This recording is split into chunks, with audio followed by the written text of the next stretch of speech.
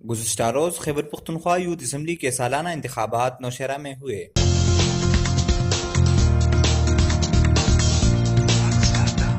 انتخابات میں اتحاد، جذبہ اور خدمت کے نام سے تین پارٹیوں کے امیدوار مد مقابل تھے۔ انتخابات میں وزیر اعلیٰ کی نشست کے لیے اتحاد جماعت سے اکبر سیٹھی، جبکہ خدمت جماعت سے اسامہ اور جذبہ جماعت سے سید فرمان مد مقابل تھے۔ اسپیکر کی نشست کے لیے اتحاد کے اسد خان، خدمت جماعت کے اشفاق خان اور جذبہ جماعت کے سید علی میدان میں تھے۔ یوتھ اسمبلی کے اس انتخابات میں وزیر اعلیٰ پرویز خٹک سمیت تمام جماعتوں کے رہنماؤں نے شرکت کی۔ اس موقع پر پاکستان پیپلز پارٹی کے رہنما لیاقت شباب نے خیبر پختونخوا یوتھ اسمبلی کے اس جذبے کو سراہا۔ یہ آج کے یوتھ کی خوش قسمتی ہے کہ ہمارے دور میں یہ فیسلٹیز نہیں تھے، یہ پلیٹ فارم نہیں تھے جو آج یوتھ کو میسر ہیں، اور اس وقت کا یوتھ جو تھا اس کی اپنی ایک سٹرگل تھی۔ انہوں نے ہر ڈکٹیٹر کے سامنے ایک تاریخی رول ادا کیا پاکستان کے یوتھ نے، اور ہمیشہ سے یوتھ نے قربانیاں دی ہیں اس ملک کو، قوم کے لیے، اور ڈیموکریٹک پروسیس میں انہوں نے ان کی قربانی ہیں بہت بڑی۔